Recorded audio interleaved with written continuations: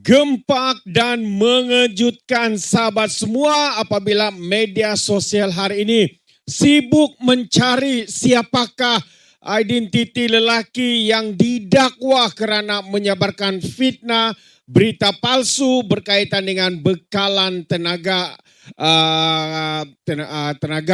ya, berkaitan dengan minyak, petrol, diesel dan sebagainya. Jadi kalau Anda lihat dia di sebelah kanan atau kiri Anda ini, seorang lelaki dikatakan seorang peniaga durian telah didakwa. Kerana apa? Kerana menyebarkan berita palsu, sahabat semua. Jadi itu kenyataan media yang menarik dan menjadi bahan perbincangan di media sosial ketika ini. Ya, apabila dikatakan dia telah menyebarkan fitnah, hantaran komunikasi palsu berkait dengan bekalan bahan api. Jadi sebelum saya mencerita ataupun berkongsi kenyataan media berkaitan dengan pendakwaan ini, saya ingin berkongsi dengan Anda sahabat semua berkaitan dengan identiti. Siapakah sebenar individu yang dikaitkan, yang didakwa ini? Adakah beliau ada terkait dengan kepimpinan Parti Islam se-Malaysia? Adakah dia menyebarkan berita palsu ini untuk tujuan politik? Walaupun dia ini dikatakan seorang peniaga durian. Ini yang lucunya sahabat semua. Jadi saya ingin membawakan Anda bahwa lelaki ini adalah seorang yang mempunyai jawatan penting ya di dalam Parti Islam se-Malaysia. Tidak lain tidak bukan dipanggil sebagai Parti PAS. Dan sebelum ini beliau juga pernah kala saman fitnah ya kepada seorang adun DAP di negeri Perak yang difitnah oleh individu ini. Dan akhirnya Ketua Pemuda PAS Teluk Intan, itu jawatan, itu salah satu jawatan dia. Ya, Ketua Pemuda PAS Teluk Intan diarah oleh mahkamah untuk membayar denda saman fitnah sebanyak RM250,000. Jadi tidak asing bagi mereka pemimpin-pemimpin PAS ini ya, tidak kira muda tua, kerja mereka hanyalah menfitnah dan sebagainya. Jadi siapakah individu yang didakwa ataupun difitnah ini? So individu yang difitnah oleh peniaga durian ini adalah Badrul Hisham Badarudin, pegawai khas kepada Menteri Besar Perak di Dun Cangkat, ya, seorang ahli Dewan Undangan Negeri daripada Parti DAP, sahabat semua. Dan dia didapati bersalah kerana menfitnah adun DAP tersebut dan diarah membayar sebanyak RM250,000. Dan pecahan ganti rugi tersebut merangkumi yaitu RM100,000 ganti rugi am, RM100,000 ganti rugi teladan dan RM50,000 ganti rugi teruk.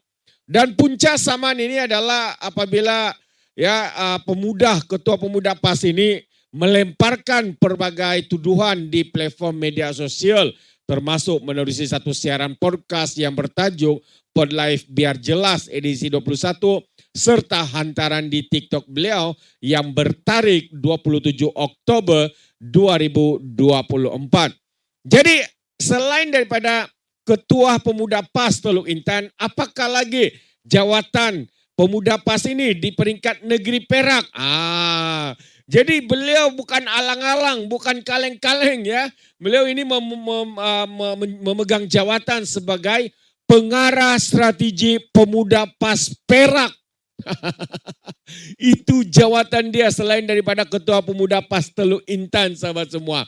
Ya, tapi inilah ajaran songsang daripada Parti Islam se-Malaysia, tidak lain tidak bukan adalah dengan membuat hantaran fitnah, menyebarkan berita palsu seperti mana akhirnya dia didakwa ya kerana menyebarkan ya atau membuat satu hantaran komunikasi ya yang palsu berkaitan dengan bekalan bahan api. Jadi untuk kita mengetahui lebih lanjut, ayo kita baca kenyataan media ini, sahabat-sahabat semua. Jadi seorang peniaga durian didakwa di Mahkamah Seksyen hari ini atas pertuduhan membuat dan memulakan hantaran komunikasi palsu berkaitan dengan pembakalan bahan api menerusi media sosial pada bulan April yang lalu. Jadi kita tahu siapa dia. Dia adalah ketua strategik PAS, sahabat semua. Ya, apa jabatan dia tadi? Sebagai pengarah strategi pemuda PAS dan juga ketua pemuda PAS Teluk Intan. Tapi kerja menfitnah. Ya, pernah kalah sebelum ini tapi masih lagi menyebarkan fitnah. Nama dia adalah Nur Hafizul Badrul Isam, berumur 34 tahun. Ya, bagaimanapun dalam pendakwaan itu beliau mengaku tidak bersalah dan diminta untuk dibicarakan di hadapan Hakim Ahmad Fuad Othman. Dia didakwa secara sedar melakukan perbuatan itu dengan niat untuk menyakitkan hati mana-mana orang di aplikasi Facebook menerusi akaun Nur Hafizul Badrul Isam pada 12 April yang lalu. Hantaran itu kemudiannya dilihat di Aras 6 Menara 1 Suruhanjaya Komunikasi dan Multimedia Malaysia pada jam 6.48 pagi 13 April yang lalu. Dan jadi pertuduhan dibuat mengikut Seksyen 233 kurungan 1 kurungan E Akta Komunikasi dan Multimedia ya, dan boleh dihukum di bawah Seksyen 233 kurungan 2 Akta yang sama. Dan jika sabit kesalahan, tertuduh berdepan dengan hukuman denda tidak melebihi RM500.000 atau penjara tidak melebihi 2 tahun atau kedua-duanya, dan boleh dikenakan denda selanjutnya RM5.000 bagi setiap hari kesalahan itu diteruskan selepas sabitan. Pegawai pendakwa MC Muhammad Farhan Kamarudin mencadangkan jaminan RM10.000 dengan seorang peguam. Bagaimanapun peguam Muhammad Nazrul Hakim Muhammad Nazir yang mewakili OKT, orang kena tuduh ini, merayu anak guamnya ditawarkan ikat jamin yang lebih rendah karena tidak memiliki pendapatan tetap. Tahu pun tiada pendapatan tetap, hanya jual durian. Ya, tetapi pandai pula dia jual fitnah, pandai pula dia menyebarkan berita palsu. Semasa menyebarkan fitnah-fitnah itu tidak pula dia terfikir dia tidak punya ada apa-apa, dia tidak punya uang, atau punya uang tapi berlakon tiada uang karena mungkin ada tangan gaib yang menyokong membayar saman-saman seperti ini. Kerja mereka fitnah, hasut, sebar berita palsu. Mungkin ada tangan gaib di belakang yang membayar bagi pihak mereka.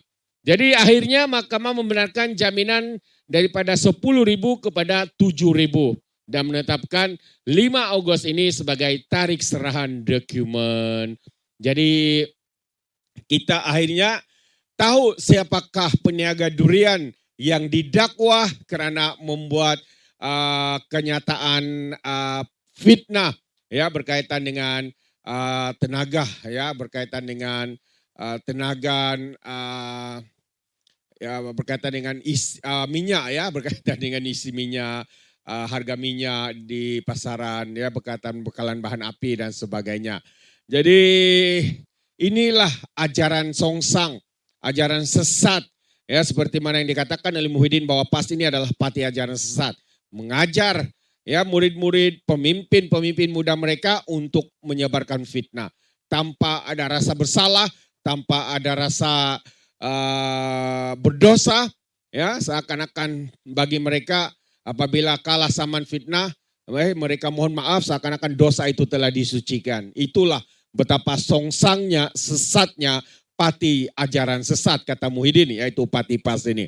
Jadi apa pandangan Anda sahabat semua? Anda boleh berikan komen dalam ruangan komen. Terima kasih, sampai kita berjumpa lagi dalam info dan update yang seterusnya. Sekian, bye-bye.